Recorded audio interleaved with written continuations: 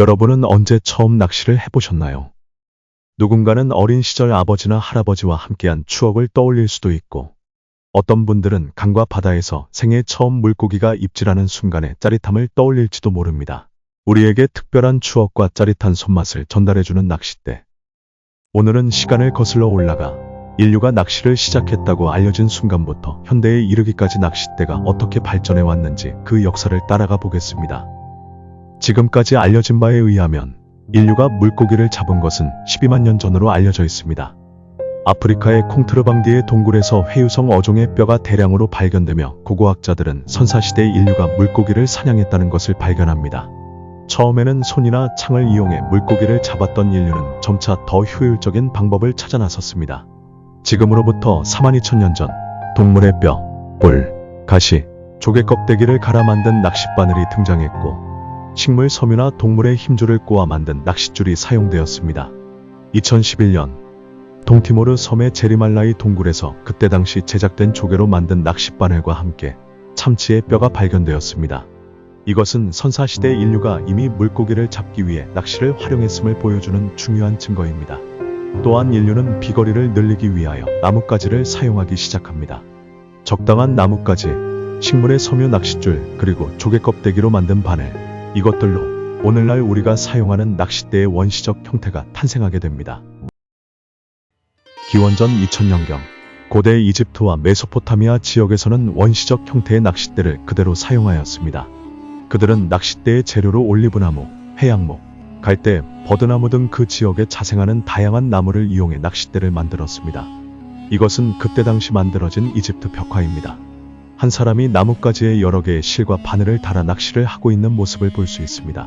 우리는 이 벽화를 통해 당시의 사람들이 여러 개의 바늘을 사용해 고기 잡을 확률을 늘렸음을 알 수 있고, 어업 활동으로 생계를 이어갔다는 것 또한 볼 수 있습니다.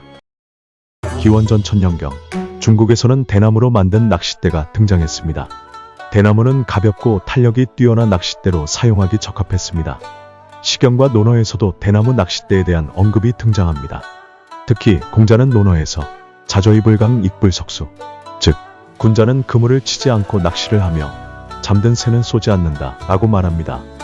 욕심을 부리지 않는 자세에 대하여 말하고 있지만, 이는 낚시가 단순한 생존 기술을 넘어 수양과 여가 활동으로 자리 잡았음을 시사하기도 합니다. 이 시기에는 대나무 낚싯대와 함께 비단으로 만든 낚싯줄이 사용되기 시작했습니다. 고대 그리스와 로마에서도 낚시는 중요한 활동 중 하나였습니다.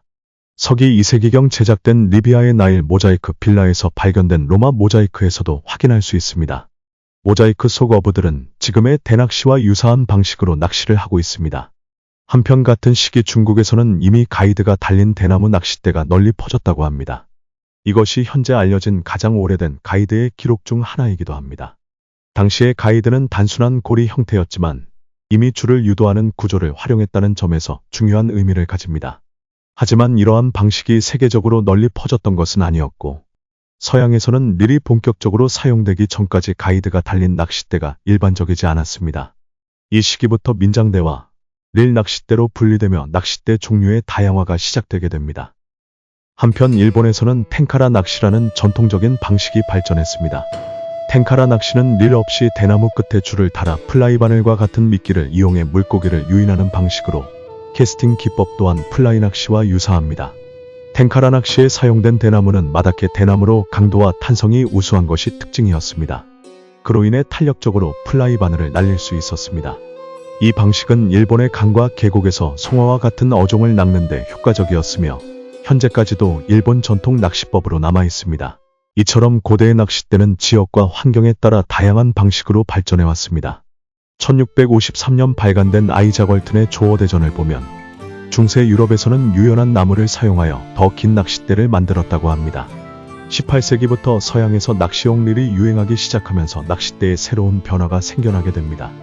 원거리 낚시가 더욱 쉬워졌고, 낚싯대에 금속 가이드가 부착되기 시작했습니다. 영국에서는 말총으로 만든 낚싯줄과 금속 바늘이 보편화되면서 낚시 기법이 점점 정교해졌습니다. 낚싯줄이 정교해지면서 가이드에도 변화가 생겼습니다. 강도 높은 금속으로 대체되기 시작하였고, 사람들은 더 강도 높은 낚싯대 재료를 찾기 시작합니다. 이후 유럽에서는 기존에 사용하던 개암나무, 버드나무와 같은 재료에서 대나무로 재료가 변하기 시작했습니다. 중국과 일본에서는 여전히 대나무 낚싯대가 널리 사용되었습니다. 산업혁명이 시작되면서 낚싯대의 재료에도 큰 변화가 찾아옵니다. 기존에는 장인이 직접 하나하나 제작하던 방식이었지만 대량 생산이 가능해지면서 더 많은 사람들이 낚시를 즐길 수 있게 되었습니다. 이 시기부터 서양에서는 릴 시스템이 점점 정교해졌으며 릴이 부착된 낚싯대가 표준화되었습니다. 19세기 후반 스플릿 케인 낚싯대가 등장합니다. 스플릿 케인 낚싯대는 대나무를 길게 쪼개어 여러 조각을 정밀하게 가공하고 접착해 만든 낚싯대입니다. 기존의 통대나무 낚싯대보다 더 튼튼하고 유연하며 균일한 휨새를 제공하는 것이 특징이었습니다. 대나무를 수개월에서 수년간 자연 건조시켜 강도를 높인 후 6개 또는 8개의 균일한 삼각형으로 쪼개고 악교와 같은 강력한 접착제로 붙여 육각형 또는 팔각형의 구조로 만들었고 손잡이는 코르크나 나무를 깎아서 마감하였습니다.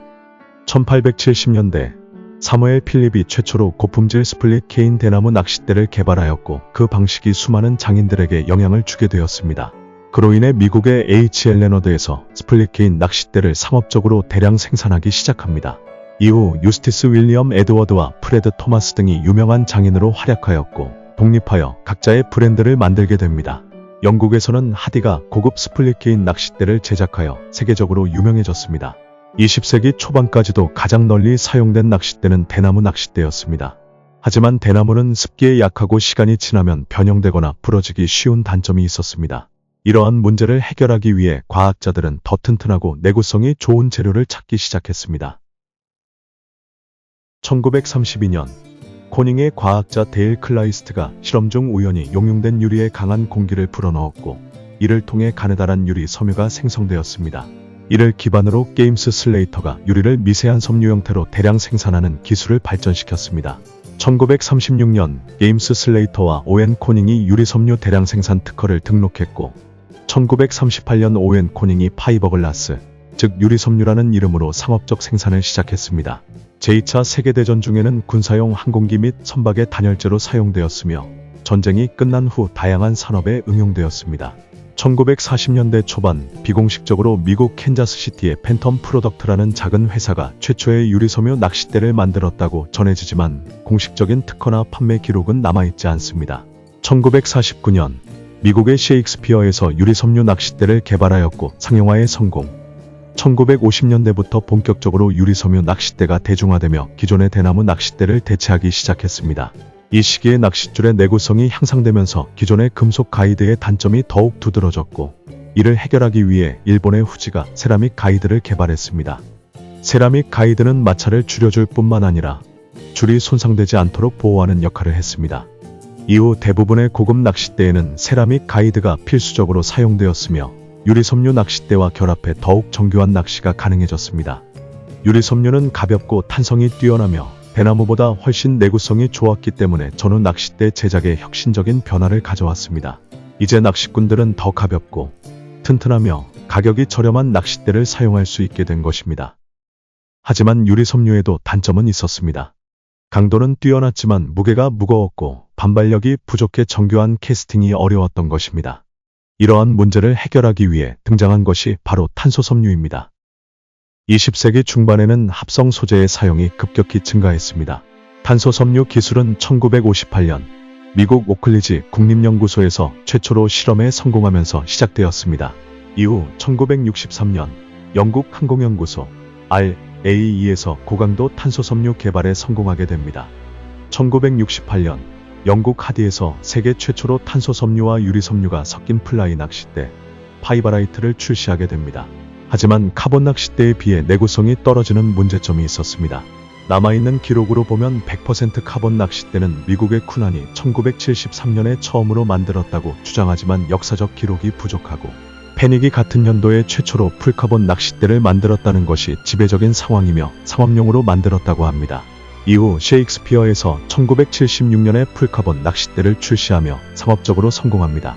아시아에서는 1973년 일본의 토레이가 탄소섬유를 상업적으로 생산하면서 대량 공급이 가능해졌고 1977년 일본 다이와와 셰익스피어 재팬이 탄소섬유 스피닝 낚싯대를 선보였습니다. 이후 시마노, 지루미스 등의 브랜드에서도 본격적으로 탄소섬유 낚싯대를 생산하면서 낚싯대 업계의 혁신을 이끌었습니다. 그리고 낚싯줄과 낚싯대의 발전에 따라 기존의 세라믹 가이드는 탄화규소, 티타늄, 토르자이트 등 최첨단 소재로 대체되며 가이드의 무게는 줄이고 강도는 극대화되었습니다. 이제 가이드도 단순한 보조 장치가 아니라 낚싯대의 성능을 결정하는 중요한 요소가 되었습니다. 이후 많은 브랜드들이 이 기술을 기반으로 성능이 좋은 낚싯대를 출시하며 현재까지 이어지게 됩니다. 현대의 낚싯대는 단순히 물고기를 잡는 도구를 넘어 첨단 나노 기술과 결합하여 더 효율적이고 편리한 방식으로 발전하고 있습니다. 또한 그림과 보석을 더하여 예술품으로 인정받는 브랜드들이 등장하고 있습니다.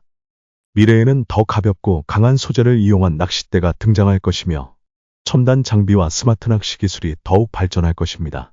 낚시는 단순한 취미가 아니라 과학과 기술이 접목된 최첨단 레저 활동과 예술적으로도 자리 잡아가고 있습니다. 수천 년에 걸쳐 발전해온 낚싯대. 그것은 단순한 도구가 아니라 인간과 자연을 연결하는 하나의 매개체입니다. 오늘도 우리는 낚싯대를 손에 쥐고 물속에 숨겨진 자연의 선물을 기다립니다. 낚싯대의 역사는 계속해서 이어질 것입니다. 오늘 영상이 유익하셨다면 구독과 좋아요 부탁드립니다. 다음에도 재미있는 낚시 이야기로 찾아뵙겠습니다.